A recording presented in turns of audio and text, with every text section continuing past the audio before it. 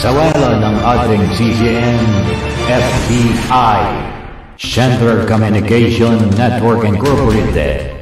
Pagsunod sa komunikasyon ng neutralidad, pagtupad sa paghatid ng balita, pagkawalang kinikilingan. CCN News Filipino News Channel TV 83.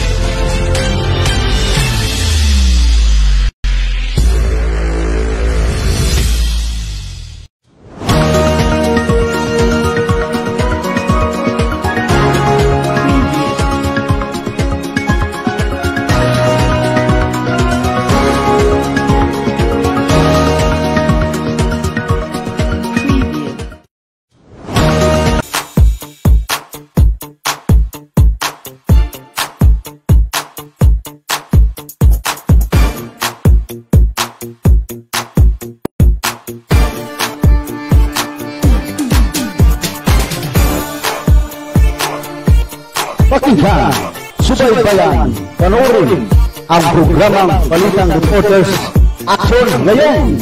Ito lamang sa impilan ng CCN News Filipino News. Ang Balitang Reporters Action Ngayon, umuugnay sa mga sariwang balita sa pamagitan ng mga CCN Patrol Reporters. Luzon, Visayas, Mindanao. Ito ang Balitang Reporters Action Ngayon. Walang sinasanto, walang pinapaboran tungo sa pag-unlad ng ating bansa, kapayapaan at tumating. Balitang Reporters Action Ngayon kasama ang CCN Patrol.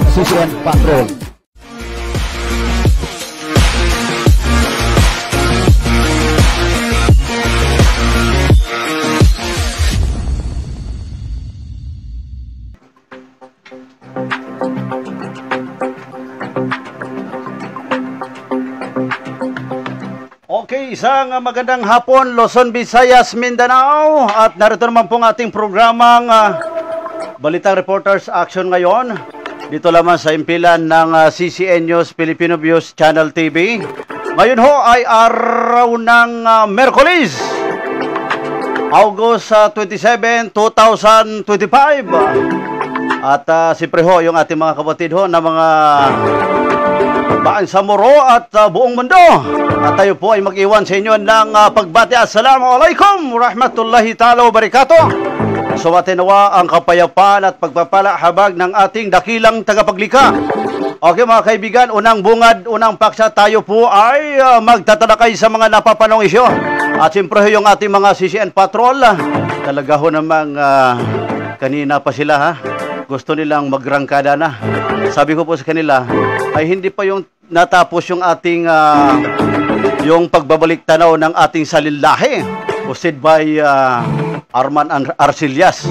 Talaga ho naman, napakaganda po yung kanyang mga ika nga pinapaliwanag ho niya saan po nagmula yung ating mga kapatid. Matakin nyo ho, sinasabi niya doon sa kanyang programa kanina, hindi sinasamba si Isos sapagkat si Isos siya ay dakilang propeta ng dakilang tagapaglikha. So yun po mga kapatid, isipin mo yung paliwanag po ng ating kapatid na Arman. Si Hesus Kristo ay nagmula sa angkan ng ating ama na mananampalataya. Sino ho yun? Si Amang Abraham. Yan po ay mga kapatid. Kaya lahat po ng mga propeta at sugo, sila po yung ay nagmula sa angkan ng Arabic. Sa Middle East po yan lahat. Wala pong propeta kapatid na Jire, ha? Walang propeta na Chinese, Bisaya, Subanon. Magpapatawa po muna tayo, ha? Ay, Armalite pala ito. Ano ba yan? Dito po tayo din, yan. Yun. So yun ho, palakpakan po natin si Professor Arman Arcelias. Talaga ho namang meron tayong mapulot na aral sa kanyang mga sinasabi. At yung kanyang mga paliwanag patungkol ho sa mga tribal ho natin dito sa Maynila. Oo, at talaga ho namang napakaganda po yung kanyang mga paliwanag. Alam niyo po mga kaibigan, yung unang tao dito sa mundong dito sa Pilipinas, mga Muslim ho. Taladong ating mga kapatid na sinasabi ni kapatid na Khalid Abdullah. So, ang una-una talaga dito, mga kapatid na Muslim at saka si Mikael Siladan. Yan. Mga matagal ho natin mga kasama ito Talagang nagsusuporta ho sa ating programang Balitang Reporters Action ngayon. At kasama ho natin ito sa hanap buhay. So, mabuhay po kayo mga kapatid na Khalid Abdullah at si Mikael Siladan. Ayun ho, at huwag kayong magsawang manonood sa aming programa. Araw ng Lunes hanggang Linggo ho yan. Nariyan ho yung ating mga batikang mga ngaral o batikang broadcaster ng bayan. Ayan ho, ang ating hong programa ay Balita Reporters Action ngayon. Talaga ho naman marami po tayong kakalampagin sa oras na ito. Siyempre ho, ay magpapakilala muna kami ang inyong lingkod Mads Pangulima. Samahan niyo po kami sa loob na isang oras at bigyan po natin ng daan ng ating partner na si, sino ba itong pangalan nito? Mapakilala ka, partner. Kasama ang Mads. Okay. Ako naman ang inyong lingkod, Jerry Kamsale. Samahan ninyo kami sa loob ng isang oras sa bulwagang pambalitaan ng programang Balitang Reporters Action ngayon sa himpilan ng CCN News Filipino Views Channel TV 83. Mashallah. Yan ho, mabuhay ka, partner Jerry. Siya po yung ating bulwagang pambalitaan. Maya-maya at papasukin po natin siya. Matindi yung balita nito patungkol sa BARM Bangsamoro Otomoro sa Region Muslim Mindanao. At mamaya at bigyan po natin ng daan para kanyang ibalita yung dyan ho sa kaganapan ho dyan sa BARM. At ika nga, tuloy-tuloy ho yan yung kanyang ibibigay na balita. Ayan ho mga kapatid, at siyempre papasalamatan po natin ang branch ng 151 dyan ho sa RTC Regional Trial Court. At papasalamatan po natin ang itong judge ni Dato Mama Kimpi.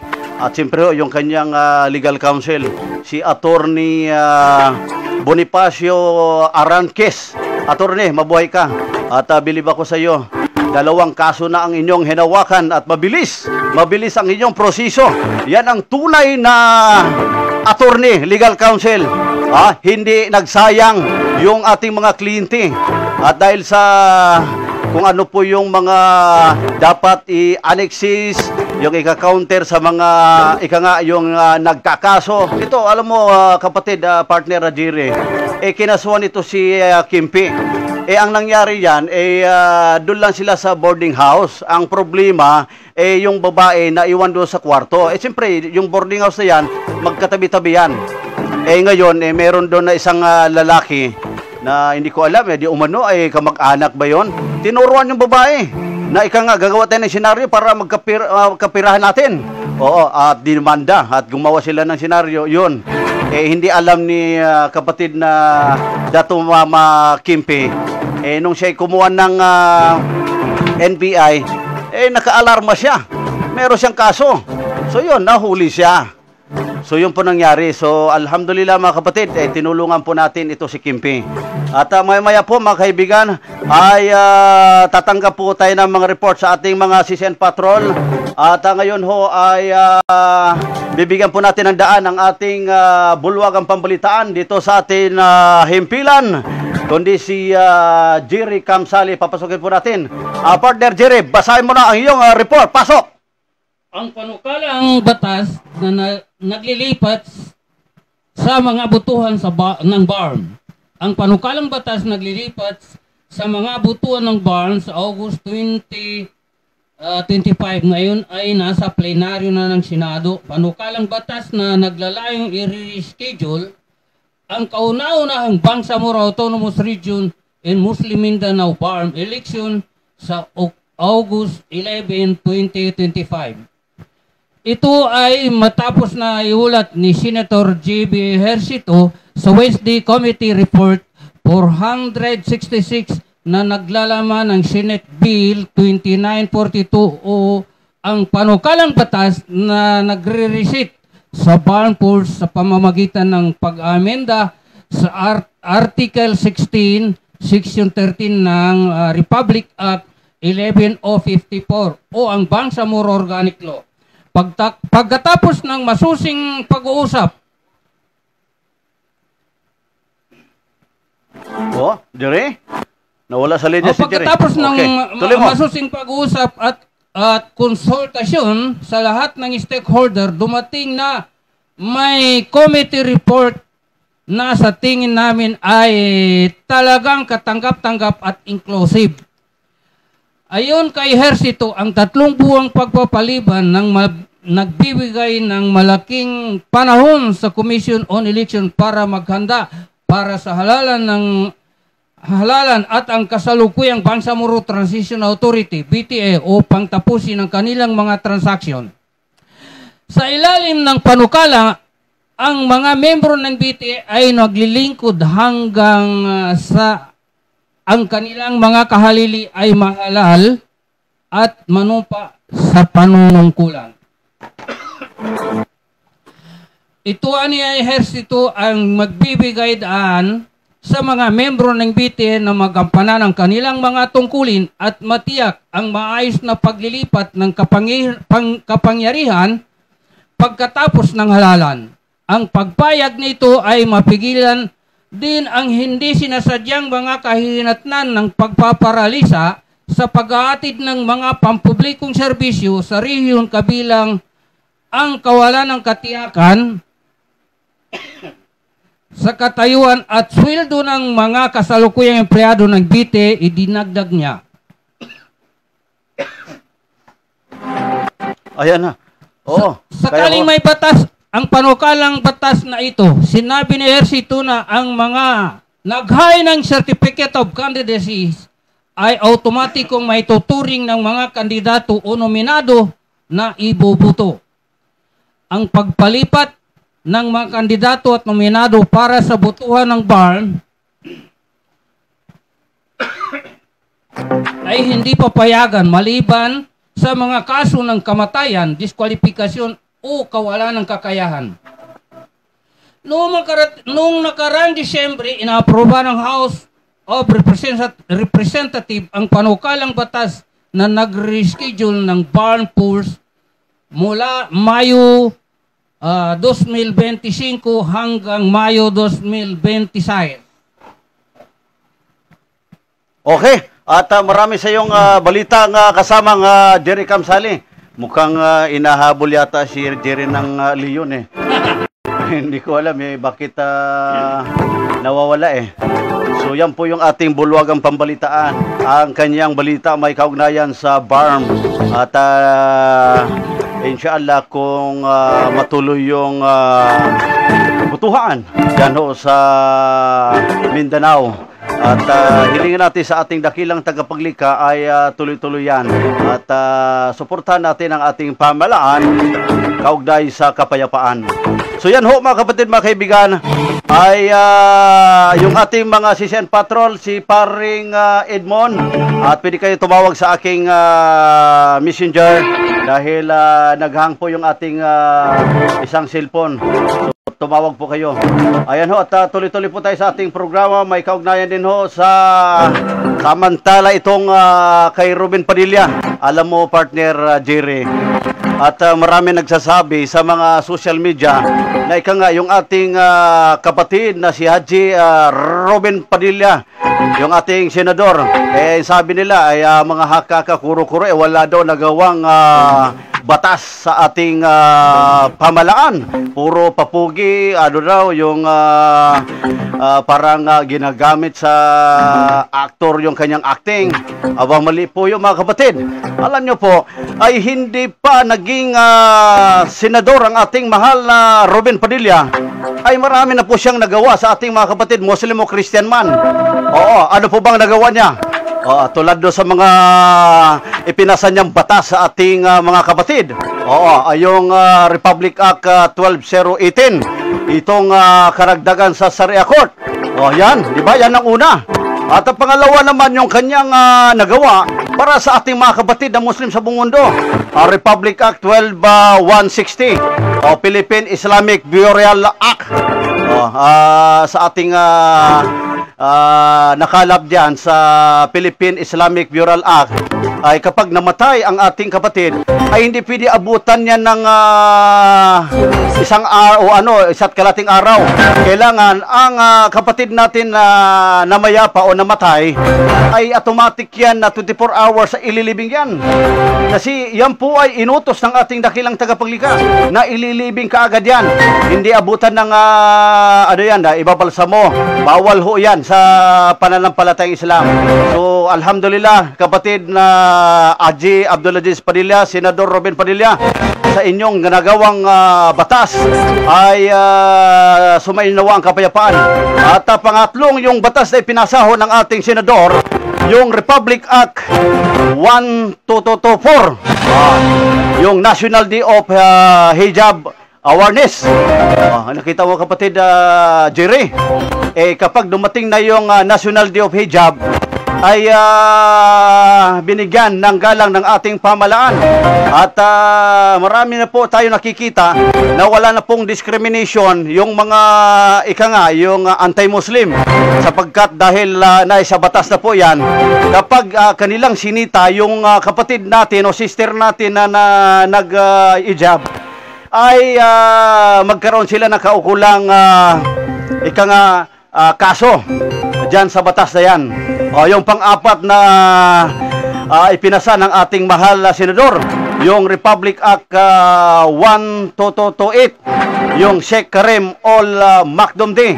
Ayan po yung kasaysayan na kapatid na Jiri, yung kasaysayan ho ni Maktoum, yung pumunta dito sa dinalaang Islam. So alhamdulillah kapatid, napakaganda po yung paliwanag ni Arman Arcelias. Unang-unang tao dito sa Pilipinas ay mga Muslim. Dapat ang pangalan ng Pilipinas is Maharlika. Oo, ano ba yung ibig sabihin ng Maharlika, Profesor? Mahal na nilika. Yan, mahal na nilika. Tinan mo mga kapatid. So yan po yung pinasa ng ating kapatid na Robin Padilla. Kaya kayo ho dyan, mga walang magawa sa buhay, huwag ninyong banatan. Forget hindi marunong siya mag-English sa Senado, inyo nang sisitahin. Ayan, at si paring Edmond nagtitik sa atin. Bakit hindi ka makatawag, paring Edmond? Nagloko yung ating messenger. Tatawagan po natin si paring Edmond dito ho sa ating cellphone, at kung ano po yung kanyang report dyan ho sa Maynila. At marami po siyang kinover. Kahapon ho, meron siyang report o broadcast dahil doon sa kanyang mga nagawang coverage dito ho sa Quezon City. At ito na nga, tinatawagan natin. Ayan, hindi matawagan si paring Edmond. Nagloko na naman yung ating linya, paring Edmond. So, ano ba ito nangyaring ito? Pag oras na natin, nagkaroon na ng problema yung ating line. So, kung ano, paring Edmond, tawag po kayo. At nagluloko itong ating messenger. Ito yung problema. Kapag tayo ay sumasalang, meron na pong mangyayari. Hindi ko nga alam. Sabi nga nila, baka may balat sa puwit ba yun? Ngayon po, Ayan. Tatawanan po muna natin. Yun. Sino ba kaya ang may balat sa puwit, partner Jerry? Ayan, okay. At nagsisinyas na po ang ating kasama, si Jerry Kamsali. Yung kanyang balita, may kaugnayan din ho sa saan ba yan? Okay, ituloy mo ang balita mo, kapatid, partner Jerry. Go ahead, say report. Umaga, binaha matapos bumigay ang isang pader kasunod ng pag-aapaw ng ilog, mahigit 300 bahay apektado, ilang kalsada binaha dahil sa walang tigil na ulan. Mga motorista nahirapan sa biyahe, 3,861 na pamilya apektado ng malawakang baha matapos umapaw ang ilang ilog na konektado sa Rio Grande de Mindanao. Okay. Maraming salamat, Jerry Kamsali, sa iyong balita. Dyan ho sa inyong kilalagyan, bulwag ang pambalitaan.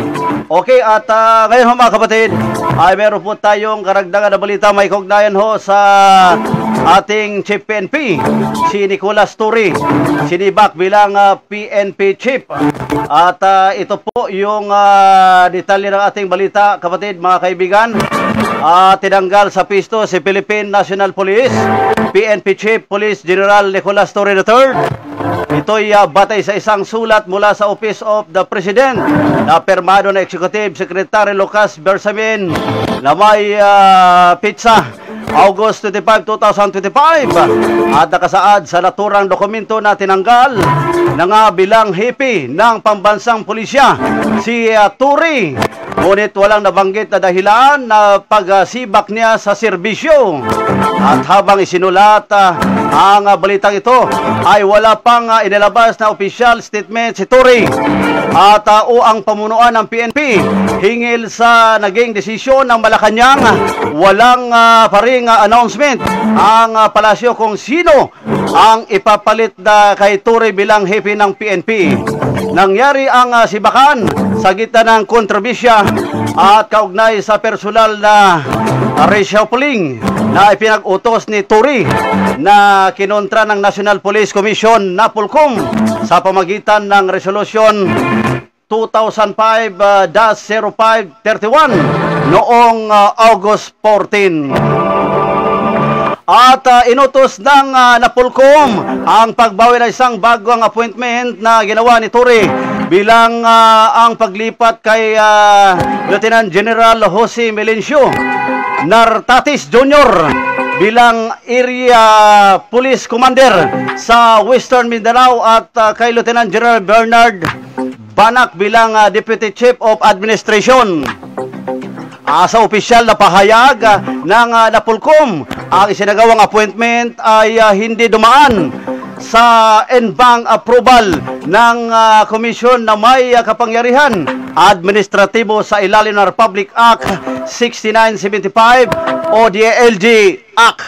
Si Turi ay isang alumnus ng Philippine National Police Academy, itong PNPE Class of 1993. Sa itinalagang bilang PNP Chief noong June 2025. Yan po ang ating balita sa ating Chief PNP Nicolas Turi. So yan ho mga kapatid, at hatid pa rin sa atin ng itong Alfonso Lo at Libor. Ayan, at may tumatawag sa atin si Paring Ed. Huwag po kayo tumawag dyan, Paring Ed, dahil gamit po natin sa live. Oo, dito po kayo tumawag sa number ko. Wala ka bang load dyan? Tumawag po kayo sa number ko, Paring Edmond. At bakit nahirapan po kayo sa aking cellphone? Tinatawagan ko po yung cellphone ninyo. Hindi kayo matatawagan. Oo, yung ating mga CCN Patrol, kung kayo tumawag, mag-report, ay nariyan po yung ating number 0965 o di kayo 0926-280-9247. Yan po, tumawag po kayo dyan at nagloko ho yung ating messenger. Hindi kayo makapasok ngayon. At saka maganda po yung balita ni Paring Edmond. Ito po yung kanyang text, Edmond Samandigo Pangilinan, shout out at Commission on Human Rights at itong PT POMS MOA signing. Ayan, sana yung balita ni Parang Edmond. Okay, at tumawag kayo dyan, Parang Edmond, sa aking numero. Para makapasok po kayo. Ayan po. At samantala, at papasokin po natin ng report ang ating bulwagang pambalitaan. Ang kanyang balita may kaugnayan sa pagsabog dyan ho sa Israel. Ayan po, at papasokin po natin si Jerry Kamsali. Okay, bulwagang pambalitaan.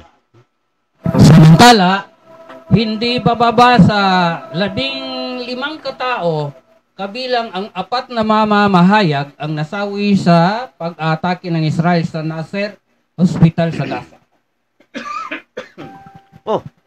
Tuloy mo. Ano ba nangyari sa Pagkatapos Jerry? nito, agad nagdarasal ang mga tao sa harap ng bangkay ng mga Palestina na nasawi sa isang airstrike ng Israel nitong August 25, 2025. Balik sa iyo kasama, Mads. Yun po ang balita ng ating kapatid na Jerry Kamsali. Magpagamot ka, Jerry. Baka naanon ka na ng virus. Oo, saan ka ba namamalagi, Baka namamalagi ka sa labas, iba na yan, ka-partner Jerry. Pati ako, naawaan na rin dito, Umuubo na rin ako dito, Yan, Yun. Alam nyo naman po si partner na Jerry. Matagal na ho natin kasama ito. Ilang taon na ho. Pa tayo sa Cubao yung ating istasyon. At hanggang lumipat po tayo dyan sa UP Diliman. Kasama pa rin natin siya. Sabi ko sa kanya, sayang ang panahon. Partner Jerry. Dahil ikaw yung aking bulwagang pambalitaan. Tuloy-tuloy mo yan. Kasi isa ka sa karamay natin sa hanap buhay ito sa ating programang Balitang Reporters Action ngayon. Okay, at ito meron pong binigay sa atin ng impormasyon si Hator Quinton ay patungkol ho doon kay Mary Jane Perez at yung kanyang bahay dyan ho sa may Taguig, Quezon City Taguig City. Pasensya na po kayo at nadama yung Quezon City. Taga Quezon City ho tayo. Yan po, may problema dyan sa may Taguig City. At ang itong reklamo po ni Mary Jane Perez, yung kanyang bahay ay ipapaasyom. Sabi ko po sa kanila, pumunta kayo doon sa tanggapan kung saan kayo nag-apply dyan. Bakit kayo ipapaasyom yung inyong tirahan? Samantala kayo ay nagbabayag kayo. Anong problema? Baka naman naibenta na, di umano sa iba yan. Dapat kung yan ipagpatuloy nila Mary Jane Perez, ihanda nyo po ang inyong mga ebidensya. Kailangan po ay malaman po natin kung ano yung pulot dulo. Bakit kayo ipinapaalis dyan? Mantakin nyo mga kaibigan, mga kapatid. Marami na pong naibayad itong si Mary Jane Perez. Hindi niya alam yung kanyang binayad, yun pala ay wala pala. Ipapa-assume yung kanyang bahay. Kaya kung nakikinig po kayo, Mary Jane Perez, at nakuha nyo po ang aking number para aming kayong ma-interview, para maunawaan po ng ating mga kababayan kung ano po yung problema ninyo. Ito po yung programang Balitang Reporters Action ngayon. Wala po tayong discrimination. Kung anong kulay ka, anong lahi ka, welcome po tayo dito. At sa aming makakayanan ay kakalampagin po natin basta kayo ho merong mga ebidensya. Kung wala kayong ebidensya, ay malagay tayo sa alanganin. Mahirap po magkaroon ng kasong libel na wala tayong basihan. Yung puro haka-haka, kuro-kuro palapalagay lang. Hindi po natin inaayos yan. Pero ito si Mary Jane, meron siyang mga evidence. Sa katunayan nga, ipinasa ho sa atin yung kanyang mga ebidensya. Hindi po natin makikita dahil nagloko ho yung ating messenger. At siguro itong signal na ito, pawala-wala, kaya hindi na mabubuksan ho mga kaibigan.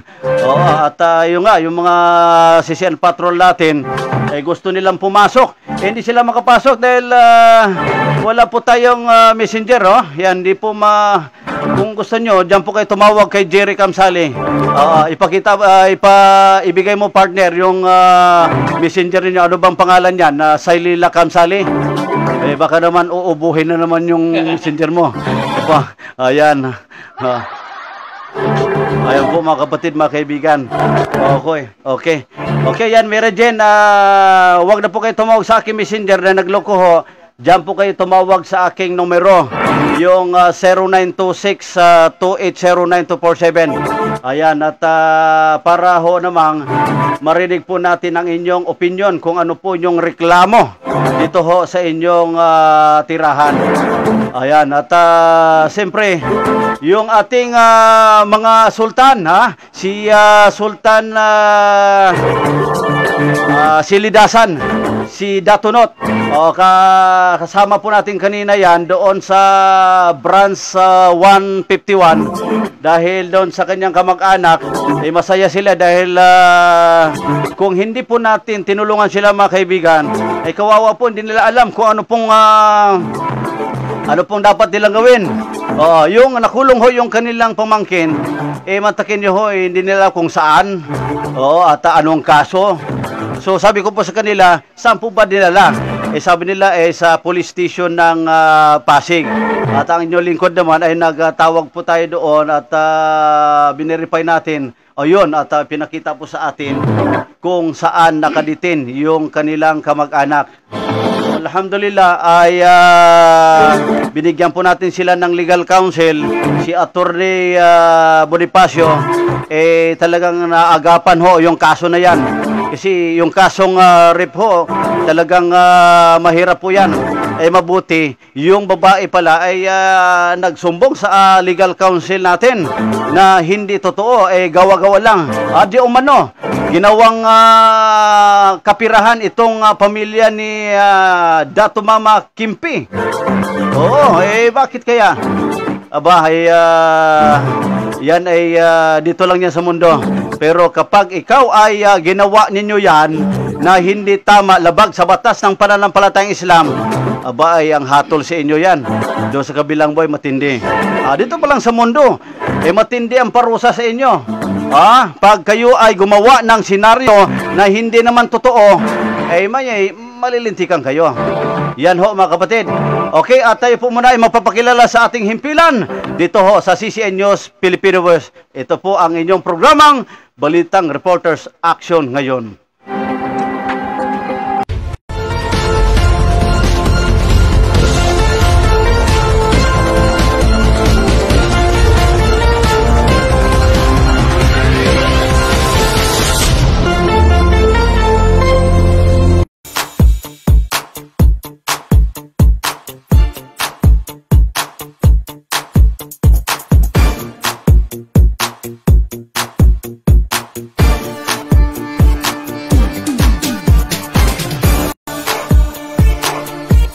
Pakinggan, subaybayan, panoorin ang programang Balitang Reporters Action ngayon.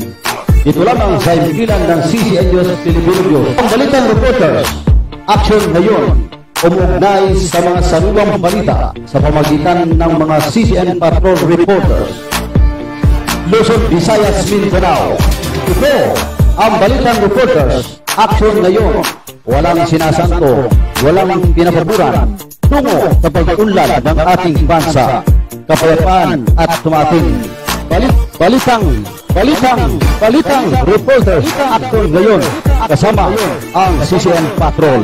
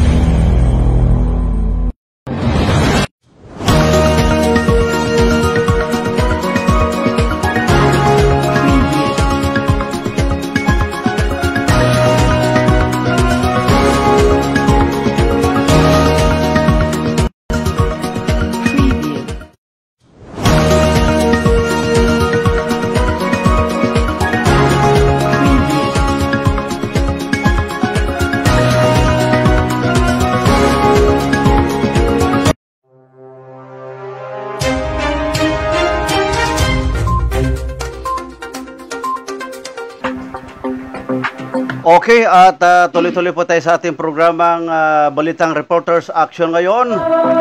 At yun na mga kapatid, at babatiin po natin yung ating nanonood ngayon, ang ating chapter president, si Noel Lauho, dyan ho sa Malabon City, at yung ating Pasig chapter, si Eugene C. Ayan, mabuhay po kayo, sir, boss.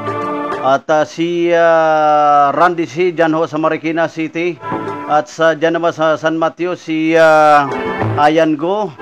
At siyempre yung ating executive director, si William Tan, na nakikinig ngayon sa oras na ito. Mabuhay po kayo, boss, sa inyong support sa ating CCN News Filipino Views. At yung ating chapter ho dyan sa may Basilan, si Amin Lipugo. Ayan, at dyan din ho sa Mindanao na si Arman Sabdullah. At magkapareha sila ng pangalan, kaya nababanggit natin si Arman Arcelias. Nasasanay ho tayo kasi si Arman hindi na po natin nakikita dati, dito sa atin yan excuse me po. At ngayon bising-busy na ho yung ating chapter dyan sa may UP Maguindanao. At si Tit Uyag dyan ho sa may Midsayap, Cotabato. Ayan, at sila po yung ating itinalaga dyan sa barn. At kanina, ikausap po natin sila, sabi nila mag-report ang problema, Tit. Pasensya na po kayo. Nagloko ho yung ating messenger. At mahirap po, tayo'y all around, sabi nga. Sabi nga ni Jerry, kung ako'y tuturuan mo dyan, baka iba yung mapindot ko. Kung mapindot ko dyan na mawala yung line natin, wala, sayang yung ating broadcast. Yun nga ang sabi ng ating partner na Jerry Kamsali. Oo, at yun nga, yung kaninang binasa niya, yung kanyang report, ay isa din po siyang kasama ng UMI dito ho sa Salamosim Compound Kulyat, Tandang Sora, Quezon City. Oo, dahil sila po yung tinalaga dito para alagaan yung mga tribal dito ho, sa pumuno po ng kanilang presidente ng federasyon, si Bobby. Si Bobby ba yung pangalan niya, Kamsali? Si Buddy. Ayun. Ano po bang apelyido ni Buddy? Ayan, at binabati po natin si Buddy. Iniisip pa ni Jerry, baka ilang linggo pa yan na makuha yung apelyido. Okay, tuloy-tuloy po tayo sa ating programa. May kaugnayan po sa LPE at magdadala ng pag-ulan sa Metro Manila, Luzon, Visayas, Mindanao. At maaaring asahan sa Metro Manila ang ilang bahagi ng Luzon, Visayas sa pag-ulan itong Martes dahil sa low pressure area ng LPE sa silangan ng bansa. Sinabi ng State of Weather Bureau Pag-asa. At as of 3 AM, ang LP at tinatayang nasa coastal water of Paraquel, Camarines Norte. At dahil sa LPE, maaaring asahan ng Metro Manila, Cagayan Valley, Cordillera Administrative Region, Central Luzon, Calabarzon, Bicol Region at Eastern Visayas at maulap na pawirin na may kalat-kalat na pagulan at pagkulog.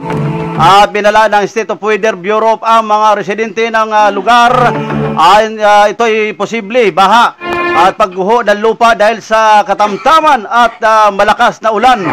Maaring asahan ng Mimarupa, Zamboanga Peninsula at Barm, Northern Mindanao, Caraga at nalalabing bahagi ng Visayas at maulap na pawirin na may kalat-kalat na pag-ulan sa pagkidlat at pagkulod dahil sa habagat. Tinatawag na habagat. Samantala, ang nalalabing bahagi ng bansa ay maaaring makaranas ng bahagyang maulap hanggang sa ulap na papawirin na may pulong-pulong mga ulan o pagkidlat at pagkulog dulot ng mga localized thunderstorm. Samantala, ang Marcos muling bagong post para sa nirelieve na PNP Chief Torre Remulla. Ito po yung karugtong ng excuse me po, ating balita. May kaugnayan din ho sa ating Chief PNP. At ito'y sinabi ng ating President at si DILG Secretary, at maaaring maasahin sa iba't ibang posisyon ang bagong na-relieve na Philippine National Police Chief PNP, Nicolas Torre III, at pinahalagaan pa rin ni Pangulong Ferdinand Marcos Jr. ang kanyang karanasan at pamumuno. At sinabi ni Interior Secretary Jorbek Remulla at isang press conference noong Martes, August 26, nagbigay si Remulla ng ilang mga detalye tungkol sa kaluwagan ni Torre. Ngunit sinabi ni Marcos na nakikitang kinakailangan na ang institusyon ng PNP at Napolcom National Police Commission ay tinaguyod ayon sa diwa ng batas noong ito ay nilikha.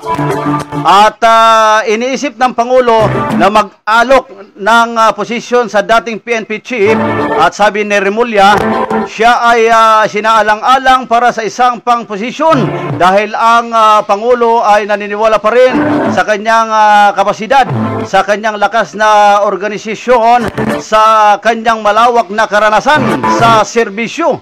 Kaya naniniwala ang Pangulo na maaari siyang magamit sa iba pang mga posisyon at kritikal sa pag-unlad ng bansa.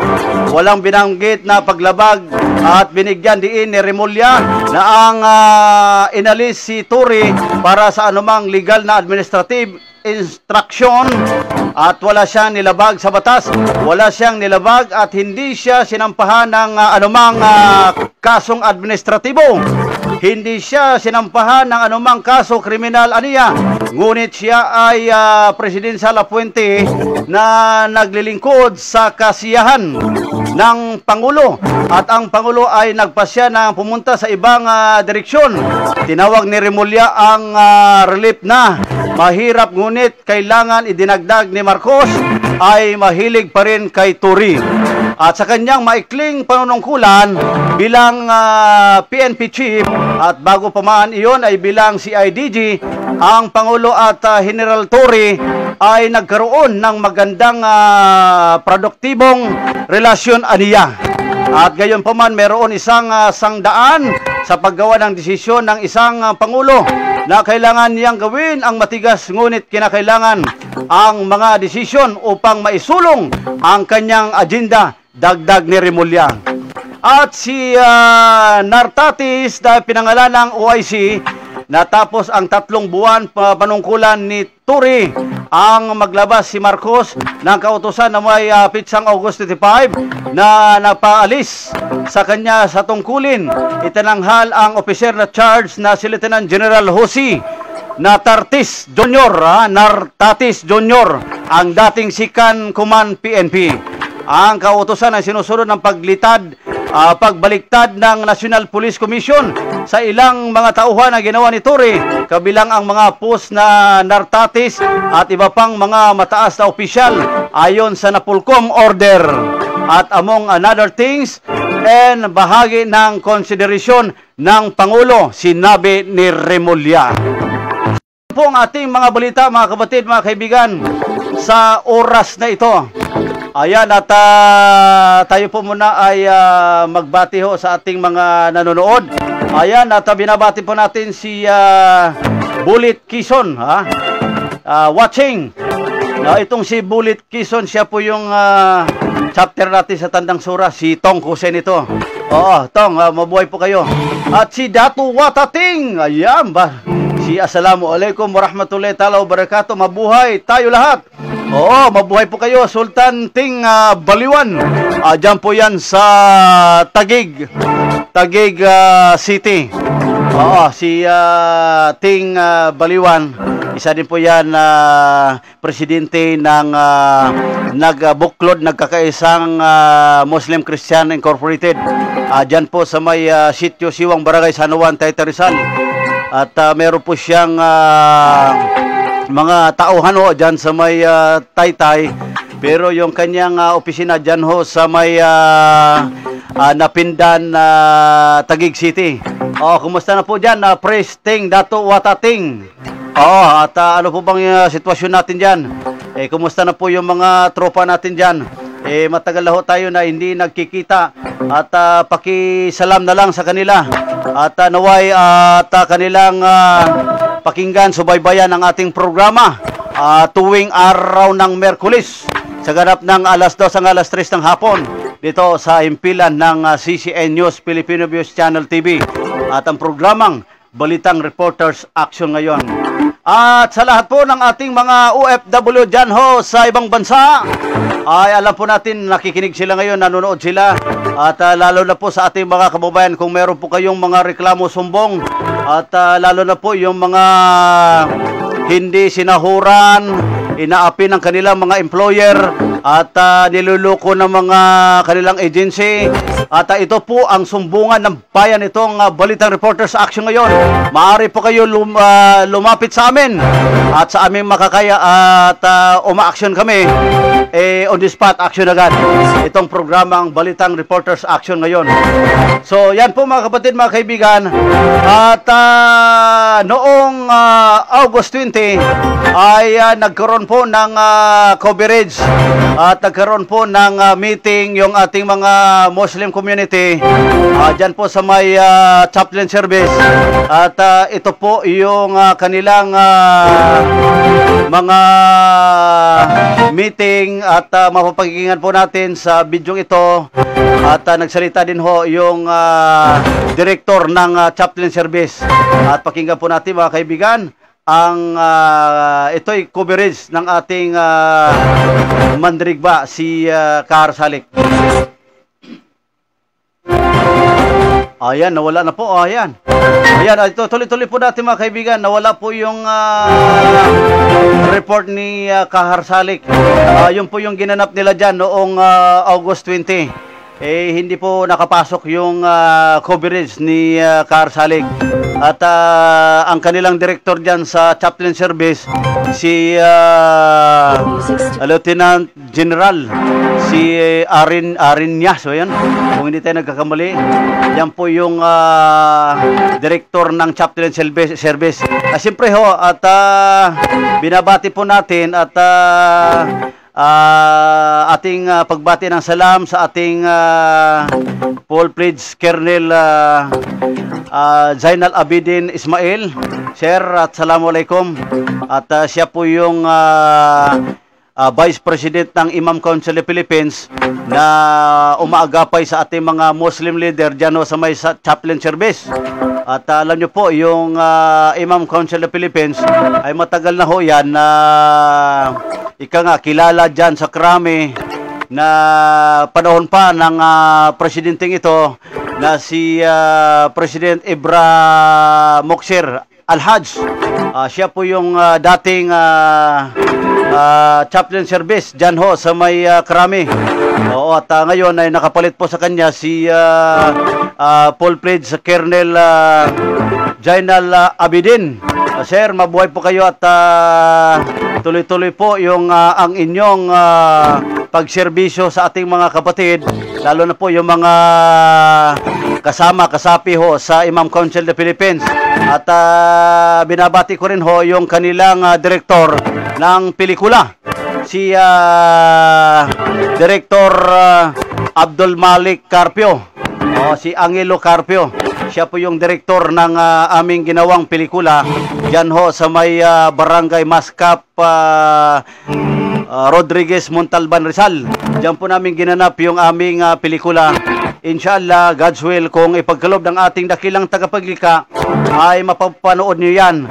At siyempre, meron pang episode yan at hindi pa tapos yung aming ginawang pelikula. Yung pelikula ho yan ay yan po yung panahon dyan ho sa Mindanao. At hindi po natin masabi yung kanyang title. At siyempre, coming soon. Makikita nyo yan. At yun nga, sabi nga ni Director, baka isasama yan sa MMFF, yun, Metro Manila Film Festival. Oo, yan. At inshallah kung ipagkaloob ng ating dakilang tagapaglikha.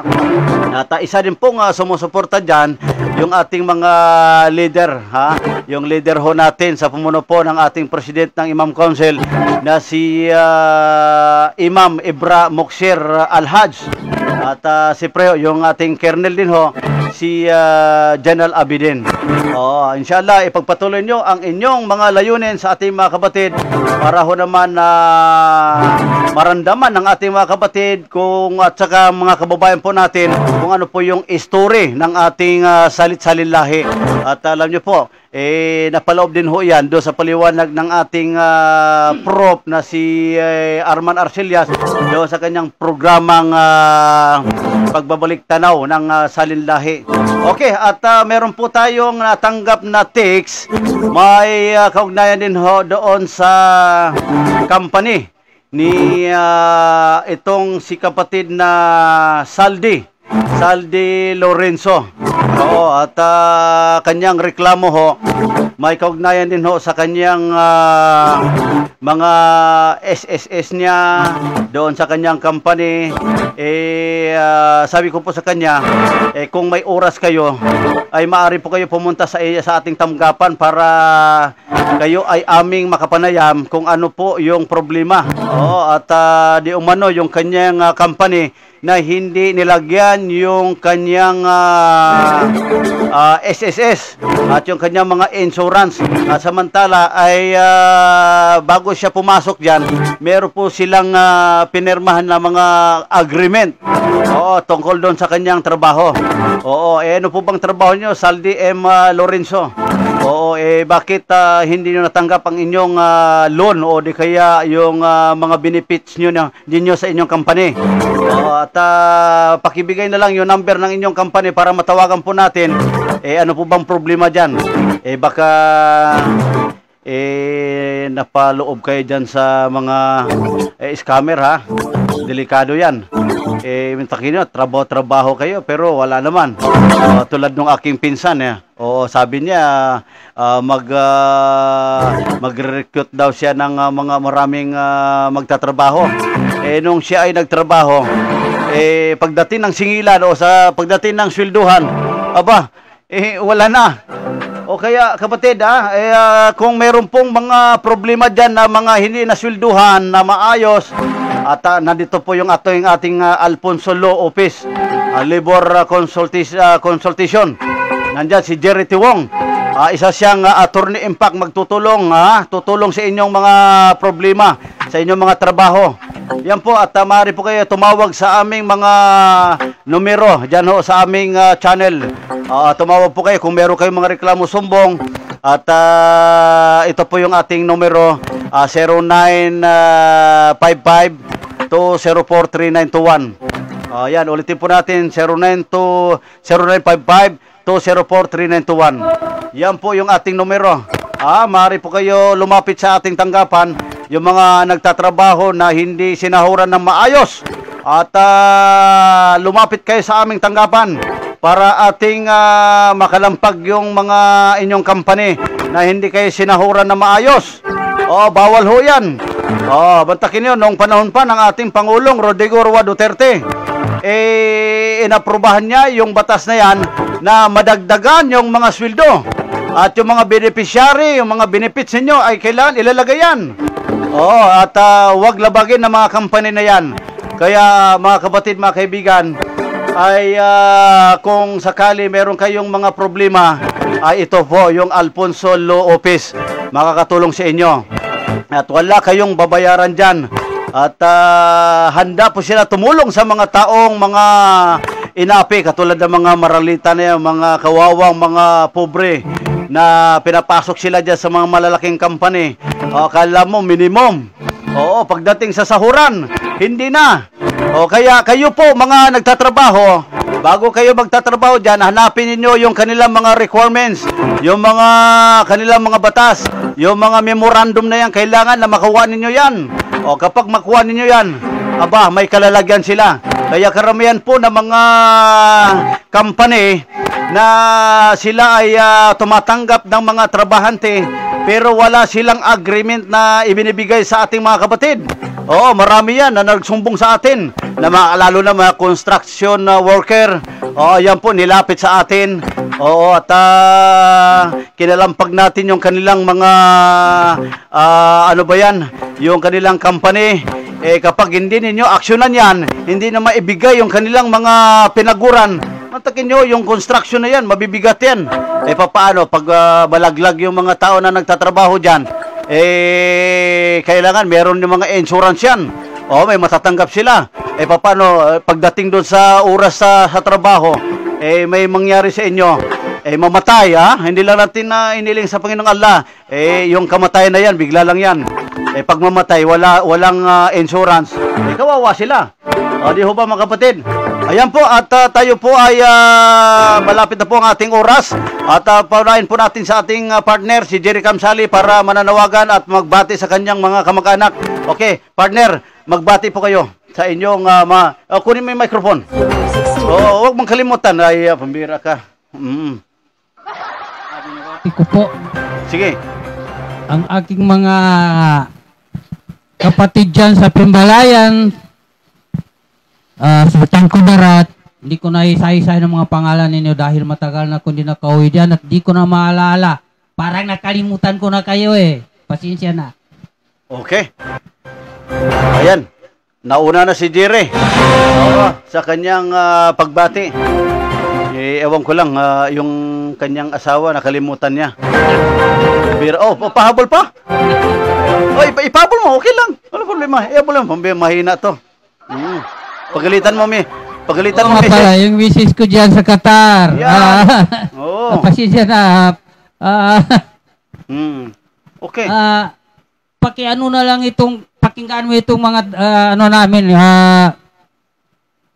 programa namin. Yan, okay. Para i-share mo na lang dyan sa mga kasama mo dyan, mga kaibigan mo dyan. Maraming salamat po. Okay. Ayun po yung pagbati ni Jerry Kamsali. Kasi, alam mo naman si Jerry, grupo ng takusa yan Ano yung takusa? Takot sa asawa, yan. Yan, Tinatawanan ka, partner, Tinatawanan ka ng ating programa. Yan, at binabati ni Jerry yung kanyang may bahay. At siyempre yung aking pamilya ho dyan sa Poblasyon Comalarang, Zamboanga del Sur. Binabati ko ho yung aking aking tatay, si Sahak Pangulima. Tay, kailangan magpalakas po kayo. At habang may buhay, may pag-asa. At siyempre yung aking mga utol, kanina tumawag ang aking utol, si Musa Pangulima, Udin Pangulima, Nasrudin Pangulima, at lahat po ng pamilya Pangulima. Lahat po ng aking mga kamag-anak ho dyan sa Poblasyon Comalarang, Zamboanga del Sur. Binabati ko kayo lahat ng Assalamualaikum. At siyempre ho, yung aking mga lahi, ayan, binabati ko po yan. At siyempre yung aking may bahay, binabati ko po kayo lahat. At naway, ang kapayapaan ay sumatin. At yung ating mga listener nanonood sa ating programa, huwag kayong magsawang manonood at makikinig sa aming programa. Kung kayo may mga reklamo, sumbong, maaari po kayo tumawag sa amin. On the spot, action agad. Kailangan ay meron po kayong mga sapat na ebidensya. Yan po lamang mga kapatid.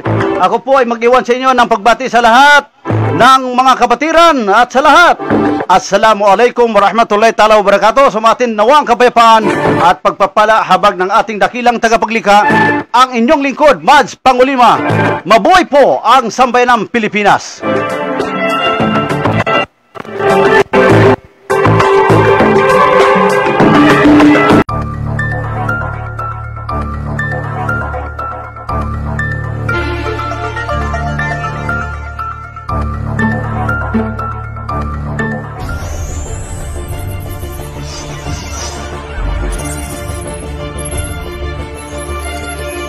Sa wala ng ating CGN, FBI, Central Communication Network Incorporated, pagsunod sa komunikasyon ng neutralidad, pagtupad sa paghatid ng balita, pagkawalang kinikilingan, CGN News Filipino News Channel TV 83.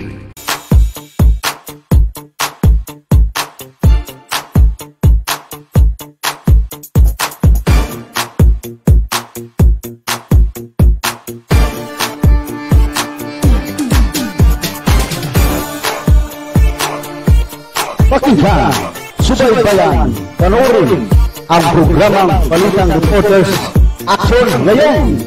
Ito lamang sa impilan ng CCNDOS Pilipinas. Ang Balitang Reporters Action Ngayon, umuugnay sa mga sariwang balita sa pamagitan ng mga CCN Patrol Reporters. Luzon, Visayas, Mindanao. Ito ang Balitang Reporters Action Ngayon. Walang sinasanto, walang pinapaboran tungo sa pag-unlad ng ating bansa, kapayapaan at tumating. Balitang Reporters Action Ngayon kasama ang CCN Patrol.